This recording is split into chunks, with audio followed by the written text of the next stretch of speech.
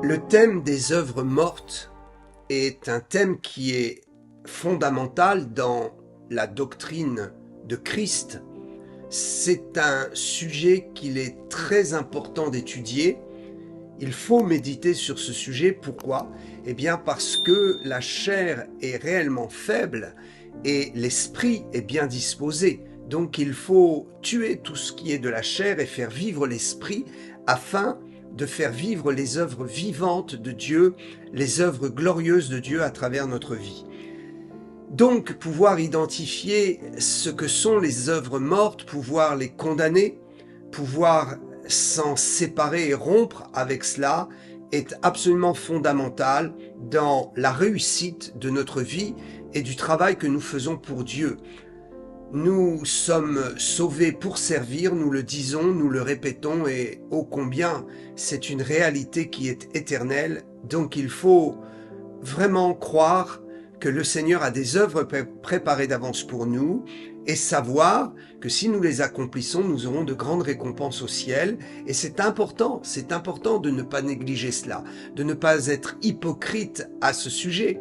Bien sûr que Dieu va récompenser ses enfants, ceux qui auront obéi à ses commandements et ceux qui auront marché fidèlement selon la justice des œuvres qui doivent être accomplies sur cette terre. Alors, il n'est pas question de faire des efforts, nous le répétons et nous le répétons encore, des efforts pour avoir la vie éternelle, pour être sauvés, mais il est question de mettre en œuvre le merveilleux salut que nous avons reçu, d'honorer ce salut et de faire des œuvres dans le cadre de ce salut pour identifier une vie active avec Dieu, une vie qui remplit les responsabilités chrétiennes, une vie qui se calque sur la vie de Christ et qui veut absolument marcher dans les traces de Jésus. Voilà, le bonheur se trouve là, il ne se trouve d'ailleurs pas ailleurs. Le Seigneur m'a parlé, comme vous le savez, je suis ici dans le volet numéro 3 des explications du renoncement aux œuvres mortes et de la marche vers les œuvres parfaites, de cette direction de l'esprit pour ce mois de juillet et août 2026. Comme je le disais précédemment, le thème des œuvres mortes et la réussite des œuvres parfaites de Dieu n'est pas une découverte d'aujourd'hui, n'est pas quelque chose de nouveau, c'est absolument quelque chose ancré dans la doctrine de Christ. Depuis que Jésus nous a dévoilé son merveilleux évangile, nous avons appris par l'Église primitive, les apôtres et les Écritures et le Nouveau Testament, nous avons appris que renoncer aux œuvres mortes est fondamental dans la vie chrétienne. Cependant, l'Esprit dit aujourd'hui que dans cette fin des temps, il y a une urgence et il y a des moments favorables où Dieu va nous permettre de combattre, de renoncer, de détruire ces œuvres mortes et surtout de peut-être recevoir des révélations comme nous n'avons jamais eu auparavant. Je crois que l'enseignement sur les œuvres mortes a toujours été juste depuis 2000 ans et particulièrement dans ces 2-3 derniers siècles. Précisément dans ce dernier siècle. Mais c'est une question de révélation. Beaucoup peut-être ont entendu prêcher sur les œuvres mortes, mais n'ont pas prêté attention. Aujourd'hui, j'affirme que le Saint-Esprit, dans cette période des vacances, rend favorable la révélation sur ce thème et interpelle particulièrement le corps de Christ et les chrétiens, à centrer leurs efforts sur le renoncement aux œuvres mortes et sur la poursuite, la réalisation des œuvres parfaites de Dieu dans leur vie. Parce que nous sommes proches de la fin et parce que cela entre dans le cadre du relèvement de l'enseignement qui constitue le fait de nous préparer à l'enlèvement, à nous préparer à être réellement des chrétiens faisant partie de l'épouse de Jésus-Christ, nous préparer à partir au ciel et laver nos robes blanches dans le sang de Jésus, afin d'être retrouvés lorsque Jésus viendra sur les nuées, d'être trouvés irréprochables. Je crois que nous pouvons, absolument, puisque la Bible nous invite à renoncer aux œuvres mortes et à entrer dans les œuvres de justice que Dieu a préparées d'avance pour nous, afin que nous soyons parfaits. Donc les œuvres mortes, j'ai fait un volet en 3 mouvements selon ce que le Saint-Esprit m'avait donné d'expliquer en ce temps de juillet-août ce que sont les œuvres mortes, les expliquer sur un volet prophétique. Il faut donc bien comprendre ou comprendre à nouveau ou recentrer sa compréhension sur ce que la Bible appelle œuvres mortes. Deuxième volet, il faut absolument prendre conscience de la nécessité de rompre, de détruire, de condamner, de renoncer aux œuvres mortes. Et puis le troisième volet, il faut absolument entrer dans les œuvres parfaites et comprendre ce que sont les œuvres parfaites de Dieu d'une façon globale pour tous les chrétiens et d'une façon particulière pour chacun d'entre nous, parce que nous avons des œuvres particulières à accomplir que d'autres n'accompliront pas.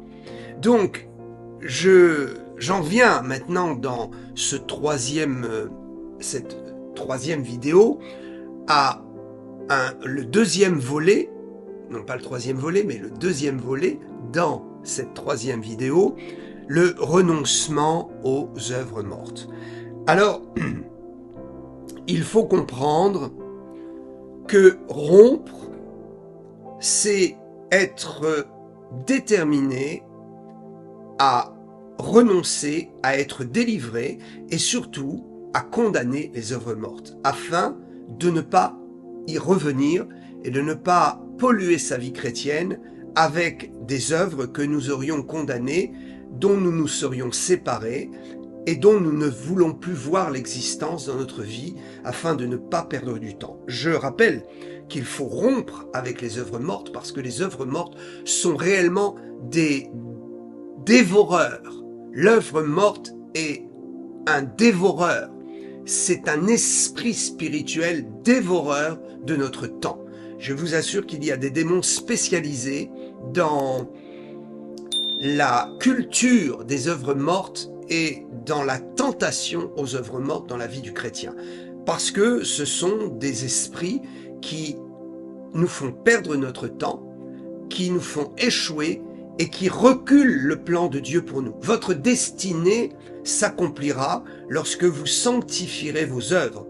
Alors souvent on dit « Ah oui, il faut faire des séminaires, rentrer dans sa destinée, entendre des prophéties pour rentrer dans sa destinée. » C'est très très bien. Mais souvenons-nous que le fondement doctrinal biblique de l'évangile de Jésus-Christ, c'est de comprendre ce que sont les œuvres de ténèbres, les œuvres mortes, les œuvres qui nous attirent vers le bas, qui nous empêchent d'avoir une communion avec Dieu, les identifier et y renoncer. Donc il y a une part à faire. C'est sûr qu'on peut recevoir une onction dans les séminaires, on peut être béni, on peut recevoir des paroles prophétiques, mais en ce qui concerne les œuvres, c'est toujours une question d'action personnelle. Il faut entrer dans l'action personnelle. Ce n'est pas le Saint-Esprit, ce ne sont pas les anges, ce n'est pas la puissance de Dieu qui va détruire certaines œuvres pour vous. Il n'y a que vous qui puissiez le faire, par l'assistance du Saint-Esprit, des anges, de l'onction, de la présence de Dieu et l'accompagnement, la force des prophéties qui vont amener un réma, une révélation dans notre vie. Donc, il y a des outils d'assistance que Dieu nous donne, et je pense notamment à la puissance du Saint-Esprit, mais cela ne changera pas le fait que nous devons engager notre volonté. Et c'est bien souvent ça dans le problème dans les séminaires d'impactation prophétique, c'est que les chrétiens n'ont pas compris que nous leur donnons des outils, nous les aidons, nous les équipons, parce que Dieu équipe, mais nous ne pouvons pas faire le reste, et Dieu ne le fera pas. Le reste, c'est quoi? C'est de prendre un engagement, de le vouloir, et de payer le prix, de sacrifier des choses dans sa vie pour atteindre les œuvres parfaites et devenir un chrétien équilibré. Alors, les œuvres mortes, il va falloir évidemment renoncer à tout ce que j'ai expliqué, les œuvres mortes qui sont les œuvres du péché, les addictions, ce que nous faisons parce que la chair nous pousse à faire des œuvres, à faire des choses qui sont condamnées par Dieu et qui sont des sources réellement de mort et de péché. Il y a les œuvres mortes qui sont tous les enseignements tout le groupe des enseignements des fausses doctrines, et notamment la doctrine du salut par les œuvres. Donc on fait des œuvres pour être sauvé, ça c'est mort, c'est condamné, ça ne sert à rien.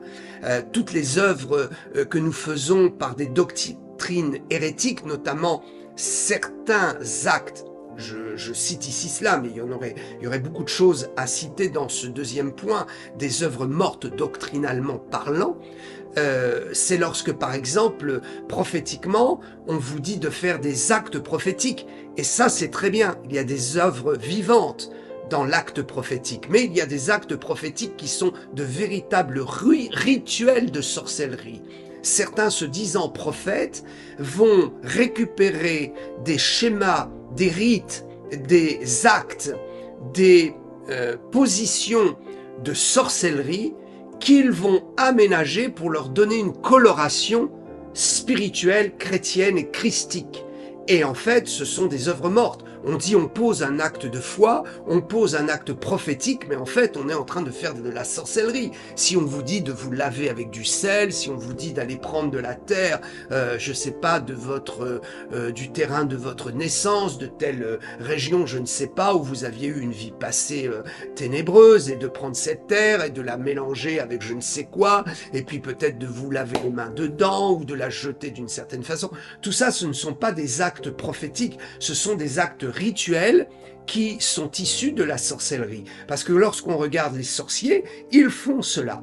Alors, on ne peut pas accepter de telles choses. Si on vous dit de mettre du sel aux quatre coins de votre maison, moi qui suis d'origine sicilienne, je peux vous dire que la sorcellerie sicilienne est énormément basée sur l'utilisation du sel pour retirer les mauvais sorts, pour se débarrasser des entités sataniques ou pour protéger sa maison, notamment en mettant du sel aux quatre coins de sa maison ou en jetant du sel sur ses ennemis, etc. Ça, vous voyez, c'est issu de la sorcellerie. Ce sont des pratiques d'œuvres mortes qui sont des œuvres de la chair, mais aussi des œuvres doctrinalement hérétiques. Donc il faut renoncer à tout cela. Et puis il y a les œuvres religieuses, où là, il n'y a pas de péché particulier, il n'y a pas de sorcellerie, mais on veut aider Dieu, on veut mériter la faveur de Dieu, on veut faire selon notre propre idée, on veut offrir quelque chose à Dieu, une œuvre qu'il ne nous a pas demandé ou qu'il n'agrée pas. Non pas qu'elle soit mauvaise, mais ce n'est pas dans le plan de son activité pour nous, ou en tout cas des activités qu'il veut que nous fassions. Je prends un exemple, c'est Caïn et Abel. Les deux offrandes, celle de Caïn et celle d'Abel, étaient des belles offrandes. Pourquoi est-ce que l'une a été rejetée et pas l'autre? Pourquoi est-ce qu'une est devenue œuvre morte? Bien précisément parce que c'était une œuvre religieuse de la chair. Celle de Caïn, offrir les prémices de sa terre, des légumes, etc. Bon, c'est pas mal finalement, mais Dieu n'a jamais demandé de faire cela. Et par contre, la sorcellerie demande d'offrir à manger aux dieux, aux divinités, à offrir des légumes, etc. Donc, vous voyez, on peut faire quelque chose qui apparemment n'est pas du tout un péché, peut être issu d'une bonne volonté, mais ne pas correspondre aux critères et aux actes spirituels que Dieu attend de nous. Donc, nous savons que Abel a offert le sang des animaux, enfin des premiers-nés, et que le sang a parlé devant Dieu, puisque c'était prophétique du sacrifice de Jésus. Voilà, donc je mets en garde également tous ceux qui pensent faire des actes prophétiques en offrant, parce que j'ai entendu ça avec certains prophètes qui disaient de faire cela, offrir des légumes ou autres à Dieu. Bon, là, c'est l'exemple de Caïn, ça, il faut surtout pas faire ça. Et puis je vous dis, dans la Bible, ce n'est pas ça. En tout cas, dans la Nouvelle Alliance, ce qu'on offre à Dieu, c'est le sacrifice de nos vies. Le sacrifice de nos vies. Bien. Alors, je vais passer sur ces points qui expliquent ce que sont les œuvres mortes pour arriver au renoncement. Mais j'ai voulu faire ici un complément d'information à ce que j'ai dit précédemment, notamment dans ma première vidéo, parce que c'est important de le comprendre. Nous arrivons ici donc au renoncement. Je prendrai un premier verset. Hébreux chapitre 6 et verset 1. Tendons à ce qui est parfait, sans poser de nouveau le fondement du renoncement aux œuvres mortes, de la foi en Dieu, etc. Il faut à un moment donné, et c'est là la direction du Saint-Esprit, c'est là la direction prophétique que j'ai vue apparaître de la part de Dieu, accompagné des anges dans la vision céleste.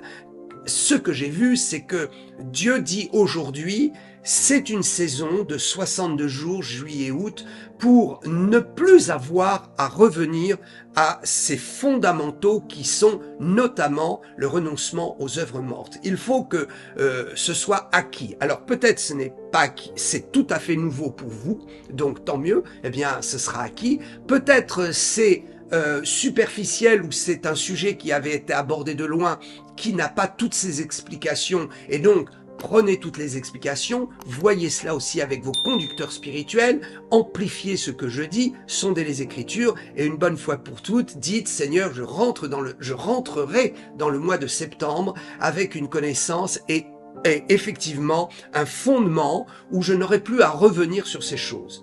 Et pour ceux qui déjà ont un fondement solide, je crois que vous devrez aussi vous examiner, parce que moi-même je me suis examiné et j'ai trouvé encore quelques petits points d'œuvre inutiles dans ma vie, et Dieu m'a parlé à ce sujet. Donc ce que le Seigneur veut, c'est nous amener dans les mois qui viennent, progressivement, et puis aussi d'une façon spectaculaire, peut-être à un moment donné, dans la gloire parfaite. Donc il faut être prêt. Et si vous avez enfin compris ce que sont ces œuvres mortes, y avoir renoncé, alors pour vous, la page de cet enseignement sera tournée et vous n'aurez plus à y revenir. Alors, j'aime bien beaucoup ce texte aux Hébreux, parce qu'il dit que le renoncement aux œuvres mortes est finalement quelque chose de fondamental, et qu'il faut maintenant avoir acquis ça pour pouvoir aller vers quelque chose de parfait. Donc, ce sont les œuvres parfaites de Dieu que nous voulons accomplir et que nous allons accomplir dans les mois et les courtes années qu'il reste. Je vous assure que le Saint-Esprit m'a parlé clairement, et que Dieu est prêt maintenant à envoyer la puissance de son esprit pour faire rentrer beaucoup de chrétiens et de pasteurs dans des œuvres parfaites, des œuvres qu'ils n'ont pas encore accomplies jusqu'à présent. J'ai entendu le témoignage d'un pasteur qui disait « J'ai beaucoup travaillé aux États-Unis et Dieu m'a demandé d'aller en Israël. Et quand il m'a demandé de le faire, j'ai réalisé que je n'avais pas fait que des œuvres parfaites aux États-Unis, et que j'avais beaucoup fait d'œuvres inutiles et mortes, et je m'en repens. Mais Dieu m'a fait une promesse quand je me suis repenti, c'est qu'en allant en Israël, il ferait en sorte que je puisse accomplir maintenant les œuvres parfaites, et que je ne perde plus de temps avec les œuvres mortes. » Alors, ce témoignage vient évidemment à point dans cette direction prophétique. Que Dieu nous aide à comprendre ces choses.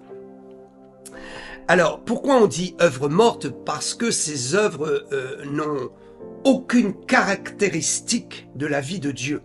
Œuvre morte, cela veut dire qu'il n'y a pas la vie de Dieu. Morte en opposition à vivante. Œuvre morte et œuvre vivante. Donc, œuvre morte, ils n'ont pas les caractéristiques, ils n'ont pas l'approbation, ils n'ont pas la faveur de Dieu. Et elles sont dangereuses, ces œuvres, et elles nous mangent notre temps, comme je l'ai dit, et nous devons les condamner, y renoncer. Nous devons rompre avec ces œuvres. Pourquoi? Et là, c'est quelque chose d'important que je vais vous dire. C'est parce qu'elles détruisent la foi. Ça, c'est le point fort que je voudrais vous démontrer. D'ailleurs, dans le verset d'Hébreux 6:1, ce n'est pas par hasard qu'il est dit les éléments, le renoncement aux œuvres mortes et la foi en Dieu qui a suivi. Parce qu'effectivement, quand nous réglons le problème des œuvres mortes, nous amplifions notre foi et nous retirons tous les freins à notre foi. Parce que les œuvres de vie sont des œuvres qui vont propulser en nous un élan de foi qui va nous amener à faire des œuvres sans tenir compte des possibilités humaines, mais en tenant compte uniquement de l'assistance de Dieu. Donc, les œuvres mortes détruisent la foi, il faut absolument y renoncer. Et puis, ces œuvres mortes, si elles demeurent dans notre vie, et c'est là un deuxième point important, c'est qu'il faut savoir que Dieu va les juger, elles vont être jugées. Et ce deuxième point important nous amène à comprendre que si Dieu les juge, c'est qu'il va y avoir une condamnation derrière. Une œuvre morte va être jugée dans le but d'être condamnée.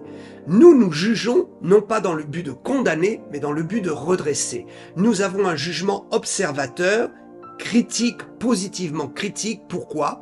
Pour dire voilà, il y a un mal, nous avons la solution. Et nous dénonçons le mal pour qu'il y ait une solution derrière et pour que les gens s'en sortent. Nous ne condamnons pas. Certains nous disent, ah ben tu me condamnes. Non, je te condamne pas. Je dis simplement la vérité. Je mets le projecteur sur un problème dans ta vie dont il faut que tu te débarrasses pour devenir meilleur et pour avoir une vie meilleure, plus heureuse. Parce que si tu te débarrasses de ce problème, tu auras une vie plus heureuse. Et c'est le problème. Aujourd'hui, beaucoup de chrétiens ne veulent plus entendre les reproches, les réprimandes. Ils disent, tu me condamnes, tu me condamnes. Non, on ne condamne pas. On condamne l'œuvre. Mais on ne condamne pas la personne. Et en condamnant l'œuvre, on aide la personne à devenir meilleure et à devenir plus heureuse. Donc, dans cette partie de jugement, Dieu va condamner les œuvres afin qu'elles disparaissent. Mais si ceux qui pratiquent les œuvres mortes ne veulent pas s'en séparer, ils seront assimilés à la condamnation qui suivra. Et ce n'est pas nous qui condamnons, mais c'est le feu du Saint-Esprit, c'est Dieu qui condamnera. Donc il faut comprendre que Dieu va condamner les œuvres mortes et il va le faire dans ce temps présent sur terre et pour les siècles à venir, les siècles éternels, que nous appelons Ion, voilà, les siècles à venir, les siècles des siècles, la vie éternelle, Dieu évidemment va condamner et détruire totalement ces œuvres mortes dans le ciel. Elles n'entreront pas dans le ciel. Bon, alors il faut comprendre quoi? Il faut comprendre que ceux qui pratiquent les œuvres mortes en ce qui concerne la chair et le péché, risquent d'être condamnés avec leurs œuvres, puisqu'ils ne veulent pas y renoncer. Donc, ils n'auront pas le salut. Et maintenant, il y a les chrétiens, ceux qui sont nés de nouveau et qui pratiquent des œuvres mortes, mais qui ne sont pas les œuvres mortes que j'ai décrites comme étant les œuvres de la chair et du péché, mais des œuvres religieuses. C'est pourquoi j'ai pris soin, vous l'avez compris, de détailler les œuvres mortes en 3 groupes. Les œuvres du péché qui mènent à la mort, les œuvres vraiment abominables, les œuvres de la chair et du péché, les œuvres de la fausse doctrine qui sont entre deux et les œuvres religieuses. Donc il est évident que ceux qui pratiquent des œuvres de fausse doctrine et ceux qui pratiquent des œuvres religieuses, des œuvres mortes, ne seront pas condamnés avec ces œuvres. Des va les condamner sur terre et ils n'auront aucune puissance, mais ils entreront dans la vie éternelle selon le texte qui dit que nous serons sauvés à travers les flammes si nos œuvres sont détruites. Alors, je vais expliquer ça pour que nous comprenions bien. Premier texte, Hébreux 9, 14. Combien plus le sang de Christ, qui, par un esprit éternel, s'est offert lui-même sans tache à Dieu, purifiera-t-il votre conscience des œuvres mortes afin que vous serviez le Dieu vivant? Donc ça, c'est le premier jugement qui arrive sur la terre où nous avons la possibilité de rompre avec les œuvres mortes et de pratiquer les œuvres de vie et d'arriver au ciel ensuite avec des récompenses puisque nos œuvres nous donneront des récompenses. Oui, frères et sœurs, les œuvres que nous faisons sur terre, si ce sont des œuvres de justice, des œuvres qui honorent Dieu, des œuvres qui sont issues de la vie et de la volonté de Dieu, alors ces œuvres accomplies dans la perfection par la puissance du Saint-Esprit nous permettront d'entrer dans la vie éternelle glorieusement en recevant des récompenses puisque nous aurons servi Dieu, nous aurons fait cet effort, nous aurons donné notre vie pour lui, nous aurons fait des sacrifices. Donc la justice, c'est que nous ayons des récompenses. D'ailleurs, certains n'ont pas une clairvoyance doctrinale assez élevée à ce sujet. Je regrette que dans nos églises, nous ne fassions pas la différence entre les œuvres mortes qui consistent à vouloir payer notre salut et les œuvres qui sont des œuvres de justice qui sont nécessaires et qui vont engendrer des récompenses parce que la notion des récompenses est absolument visible dans tout le Nouveau Testament avec un nombre de versets impensable, enfin énorme. Donc, je ne vais pas revenir sur ce point-là, mais je vous assure que Hébreux 9,14 nous affirme que nous sommes purifiés par le sang de Jésus des œuvres mortes, afin que nous servions Dieu dans la vie. Alors, ces œuvres mortes qui sont purifiées par le sang de Jésus sont les œuvres de la chair, les œuvres du péché, les addictions, les œuvres de fausses doctrines qui nous poussent à faire des œuvres qui sont proches de la sorcellerie, et nous le faisons par ignorance. Mais tout cela, il faut y renoncer, il faut demander pardon, et Dieu nous purifie, c'est-à-dire qu'il condamne, il juge les œuvres, et il nous en débarrasse. Ça, c'est un jugement du Saint-Esprit sur cette terre. Et plus le feu du Saint-Esprit va venir dans nos églises, plus ce feu va condamner, va juger, va nous permettre de renoncer à ce qui est œuvre d'addiction et du péché. Et pour cela, nous avons besoin de l'assistance du Saint-Esprit, parce que renoncer à une addiction n'est pas facile. Il faut vraiment que le sang de Jésus soit un feu purificateur dans notre vie. Et donc, il faut l'invoquer. Donc, il y a cette purification dans la vie présente. Et puis maintenant, je vais vous parler de la purification au ciel, puisque celui qui aura cultivé les œuvres mortes, qui n'aura pas voulu y renoncer, c'est une question de vouloir, parce qu'un chrétien peut vouloir renoncer à certains péchés, certaines œuvres mortes, mais elles lui collent à la peau, excusez-moi l'expression, mais c'est cela. Elles sont tellement attachées à lui, il est lié avec ça, il n'arrive pas à s'en défaire, mais il lutte, il fait des sacrifices, et il va rentrer au ciel. Évidemment, il ne sera pas condamné, mais Dieu ne permettra pas qu'il entre au ciel avec ses œuvres. Elles seront détruites, d'ailleurs par la résurrection du corps, qui ne réclamera plus les addictions. Donc, nous voulons comprendre, et je veux rassurer les chrétiens à ce sujet, qu'il faut le vouloir et ensuite compter sur la grâce de Dieu. Donc il est écrit pour le ciel, Matthieu 7, 22, pour ceux qui n'auront pas renoncé aux œuvres mortes. Plusieurs me diront, ce jour, Seigneur, Seigneur, n'avons-nous pas prophétisé par ton nom, n'avons-nous pas chassé les démons par ton nom, et n'avons-nous pas fait beaucoup de miracles par ton nom? Alors je leur dirai ouvertement, je ne vous ai jamais connu, retirez-vous de moi, vous qui commettez l'iniquité. Donc ici, on est dans le cadre de gens qui se disent chrétiens, qui imitent les œuvres de la foi et qui même chassent les démons par le nom de Jésus, parce que le nom de Jésus est aussi puissant.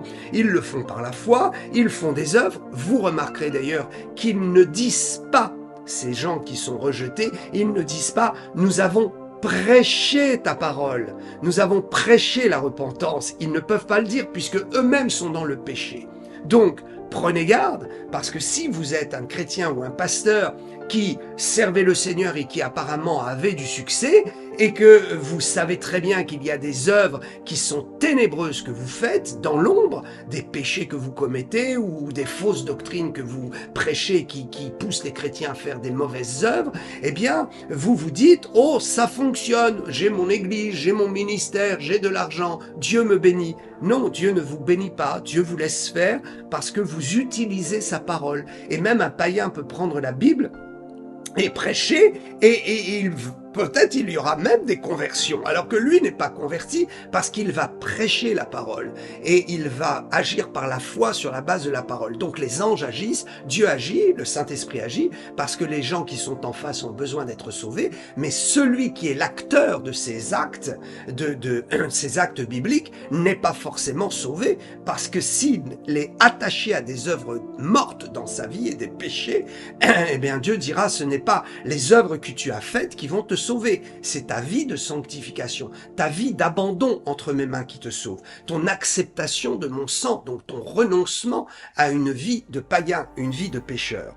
Donc, nous voyons ici que les œuvres mortes vont être condamnées et que ceux qui s'y attachent et qui ne veulent pas les lâcher seront condamnés avec leurs œuvres. Et nous en venons donc ici au texte de 1 Corinthiens 3,15, si l'œuvre de quelqu'un est consumée, il perdra sa récompense, pour lui il sera sauvé comme au travers des flammes. Donc ce texte ne s'adresse pas à ceux de Matthieu 7, 22, 23, mais il s'adresse à ce que je disais précédemment.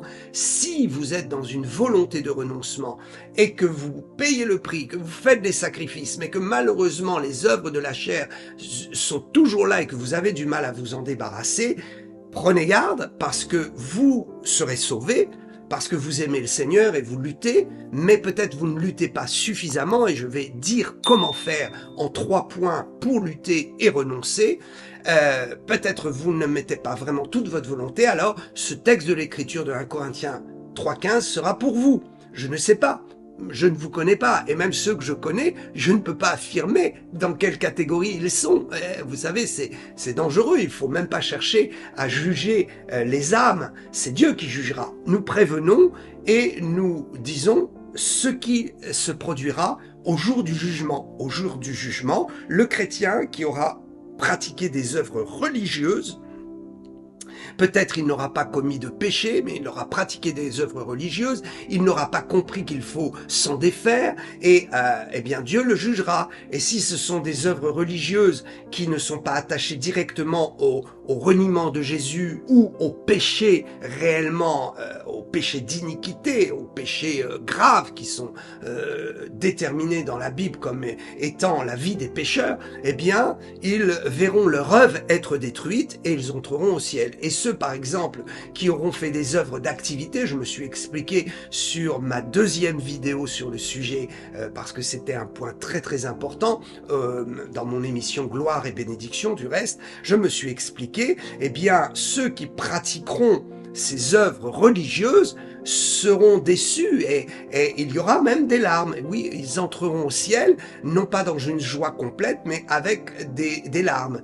Et ensuite, évidemment, ces larmes seront essuyées, ils auront la vie éternelle, mais ils considéreront et ils constateront qu'ils n'auront pas un salut aussi excellent que d'autres. Ils n'auront pas de récompense aussi excellente que d'autres. Ils n'auront pas la même maison, le même espace de vie que d'autres. Ils n'auront pas les mêmes accès à la gloire de Dieu. Donc, il est important de savoir que la vie éternelle sera une vie glorieuse, mais qu'il y aura des niveaux de gloire et de félicité. Et évidemment, ce que nous voulons, c'est entrer dans la pleine gloire. Donc, les œuvres mortes religieuses qui s'attachent aux vies des chrétiens seront perdus. Et si le chrétien ou l'homme de Dieu n'a que cela dans sa vie, eh bien, il entrera au ciel sans aucune œuvre. Dieu ne pourra pas lui dire « bon et fidèle serviteur », il n'aura pas servi comme il fallait. C'est une réflexion importante. Et je ne suis pas excessif ou extrémiste dans ce que je dis, je vous assure, c'est la parole de Dieu. Maintenant, faites votre analyse, questionnez le Saint-Esprit et laissez le Seigneur toucher votre conscience et ne prenez pas de risques.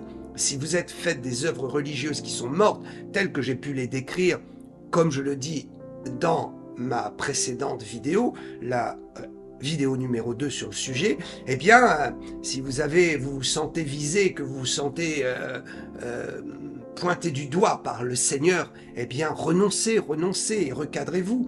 Arrêtez de faire des œuvres qui ne glorifient pas l'Église et qui ne font pas avancer l'Église, qui font du nombre, mais qui ne font pas de la qualité, qui font des consommateurs, mais qui ne font pas des adorateurs, des gens qui sont réellement connectés à la vie de Dieu. Nous ne voulons pas une Église pauvre. Et le problème en France, c'est que l'Église est très, très, très pauvre. La vie spirituelle des chrétiens est tellement pauvre. Alors je ne dis pas cela pour condamner, absolument pas. Je dis cela parce que c'est une réalité. Et je vous assure, la foi ne confesse pas les mauvaises choses, mais la foi met la lumière sur la réalité et les faits, de façon à transformer la réalité et les faits. Comment voulez-vous, par la foi, transformer les choses si vous ne les nommez pas? Or, je veux les nommer. Oui, il y a une grande spiritualité pauvre en France, dans nos églises chrétiennes, quels que soient les horizons d'ailleurs.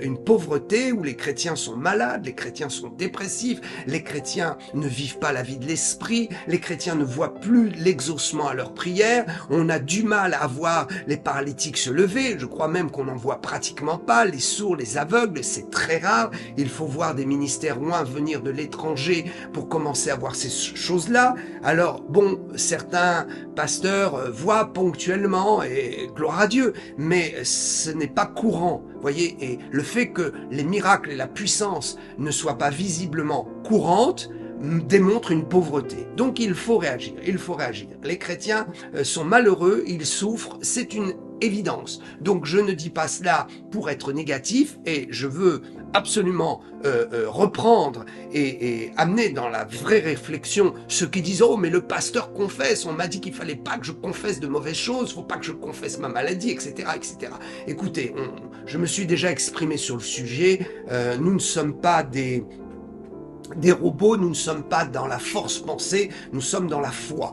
Et de simplement indiquer où est le problème nous permet de pouvoir trouver les outils pour le régler et de faire les sacrifices qu'il faut pour le régler. Donc je ne suis pas négatif, je ne prône pas la négation des choses et je ne confesse pas le mal, je dénonce le mal et je vous assure que par la foi, je redresse et je tue et je condamne les œuvres des ténèbres et les œuvres mortes parce que j'annonce un discours qui met l'accent et le projecteur sur le problème et qui donne les solutions. D'ailleurs, je vais vous les donner, les solutions. Premièrement, rompre. Qu'est-ce que rompre?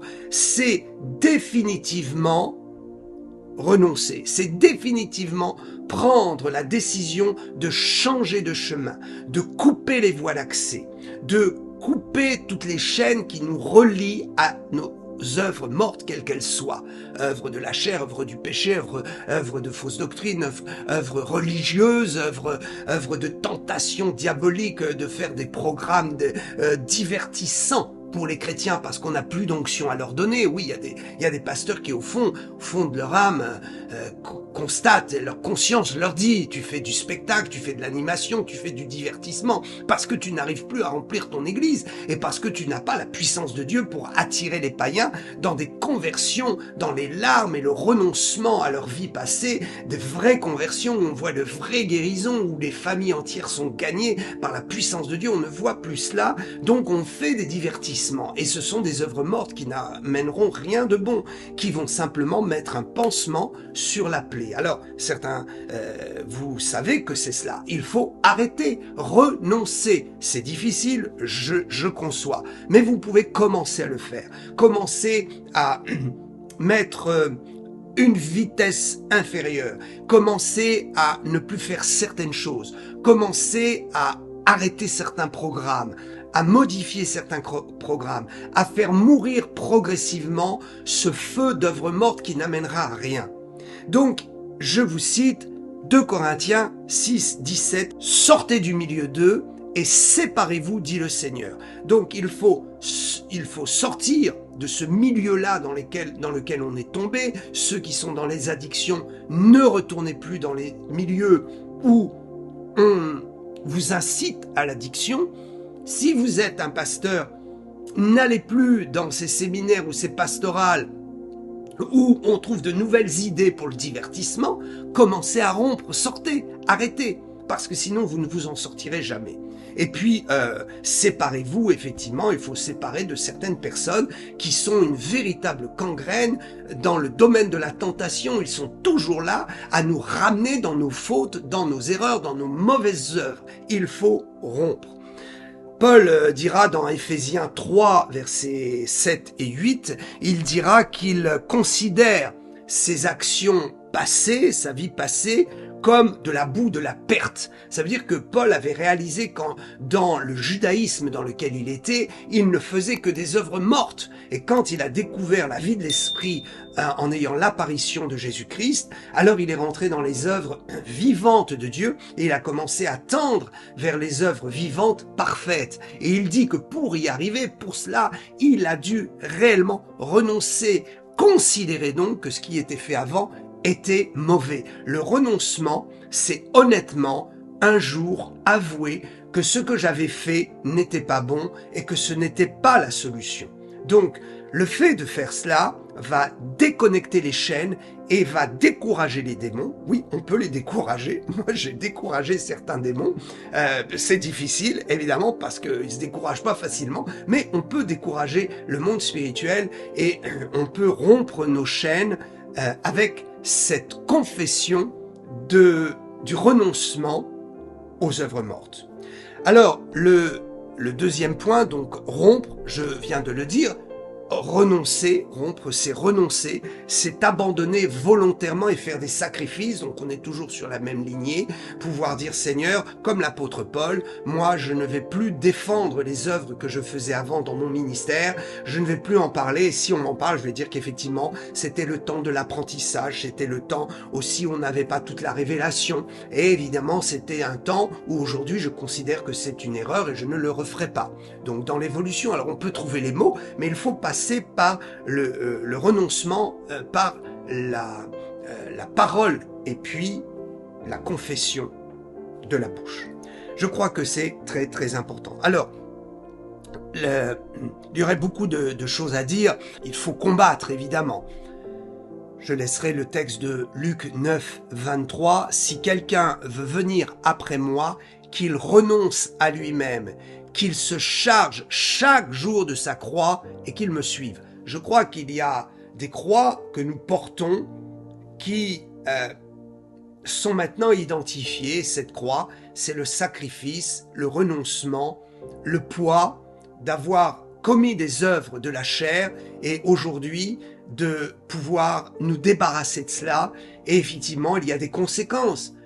La croix, c'est porter le sacrifice, porter la volonté, ne pas renoncer et souffrir pour lui. Et aussi, c'est se dire que finalement, il y a des conséquences de ce que j'ai fait dans le passé qui sont lourds, qui me suivent et je veux en assumer la responsabilité jusqu'à ce que on comprenne bien que je ne pratique plus ces choses et que je ne suis plus dans ces choses.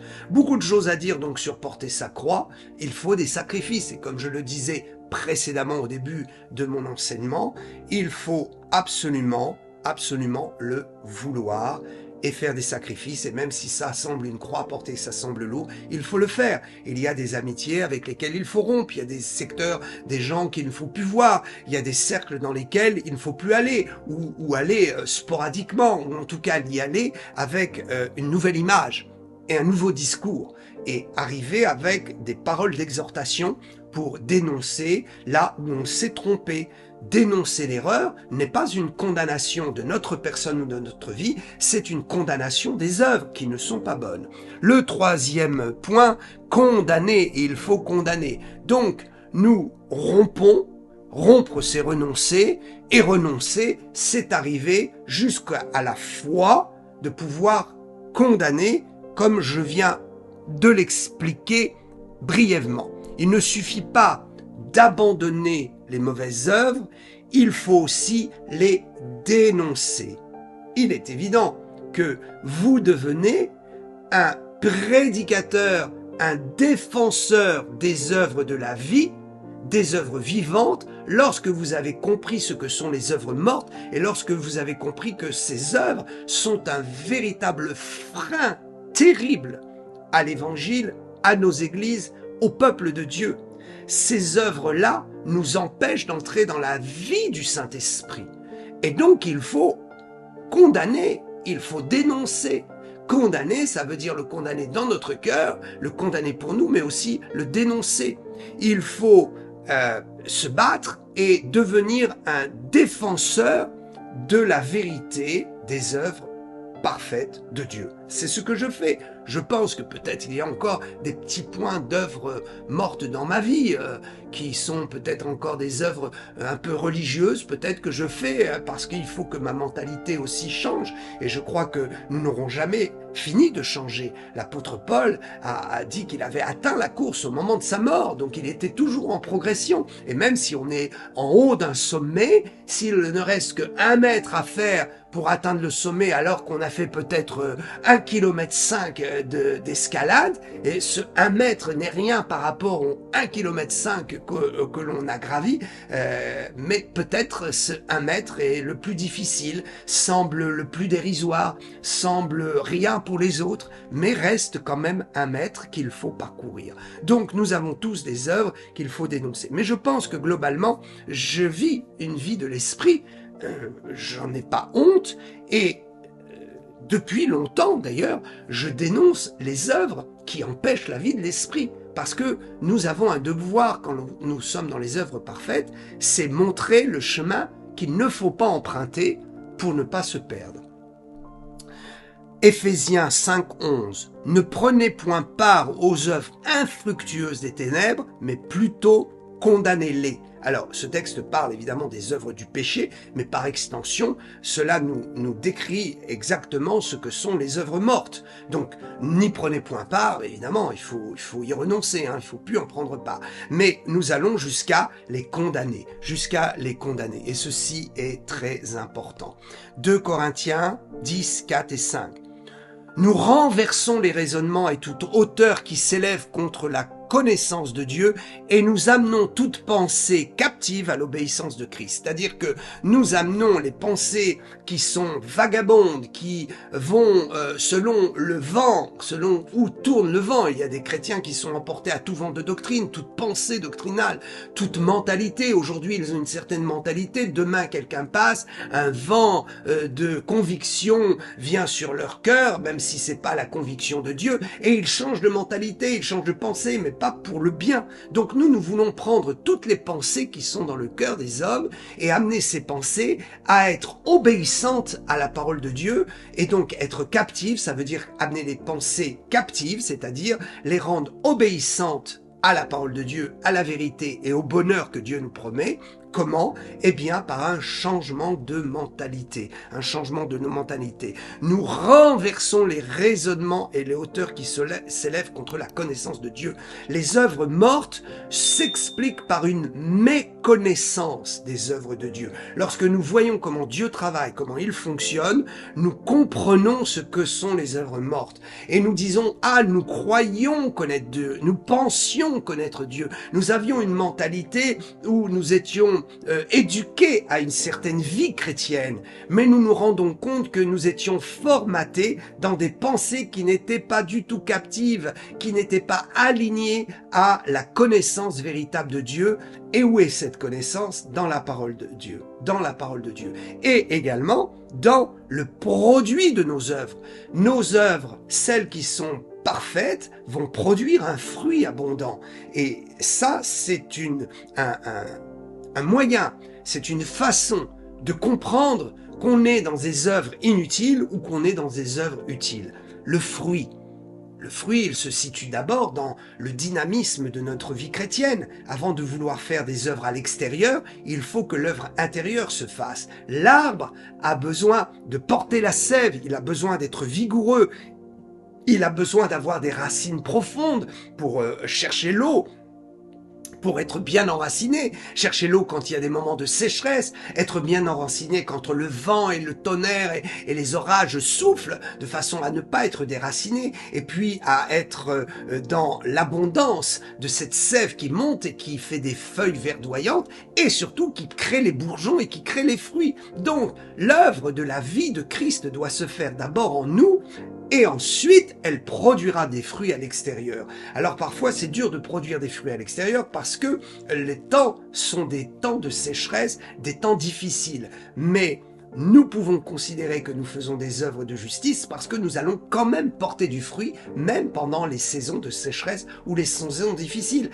Ces fruits ne seront peut-être pas aussi abondants que dans d'autres nations où il y a déjà une grande fertilité dans la nation et des réveils, mais nous allons porter du fruit. Nous allons briller là où nous sommes. Et nous allons porter du fruit intérieur en démontrant que la maladie ne peut pas s'attacher à nous, que la dépression ne peut pas nous atteindre, que nous marchons dans la bonne santé et la vigueur, et que malgré le poids des années, nous sommes toujours remplis de force et de foi. Ça, c'est la démonstration des œuvres vivantes. Alors, il faut condamner tout ce qui nous tire vers le bas. Je le dis, ce n'est pas une condamnation, c'est une constatation. Ce n'est pas normal aujourd'hui que beaucoup de nos pasteurs en France soient dans la dépression et consomment des anxiolytiques. Même vont jusqu'à en consommer parce que ces anxiolytiques sont des drogues. Et oui, il y a aussi de la drogue dans les anxiolytiques, dans les calmants. C'est fait à base parfois de produits de synthèse, mais qui sont des produits de synthèse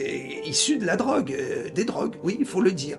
Donc je ne veux pas aller plus loin pour pas effrayer les uns les autres, mais il est évident que certains chrétiens et certains qui servent le Seigneur prennent des anxiolytiques et des antidépresseurs ou des calmants qui contiennent de la drogue et ils prennent goût à ça. et ça les décontracte, ça les fait passer dans un état second où ce n'est pas le Saint-Esprit qui calme leur douleur, mais c'est le diable, c'est l'effet du neuroleptique qui va amener la conscience à être calmée. Alors ça, ce n'est pas bon du tout, parce que ça, ce n'est pas... On sort de là, on ne fait pas les œuvres de Dieu, c'est sûr. Donc, voyez-vous, comment voulez-vous délivrer un drogué, un toxicomane ou quelqu'un qui fume le cannabis si vous-même vous êtes un pasteur sous anxiolytique qui prenait déjà des drogues et qui dit « Oh mais non, ce ne sont pas des drogues, parce que c'est le médecin qui l'a prescrit, n'est-ce pas? C'est la sacro-sainte organisation sociale, c'est le sacro-saint gouvernement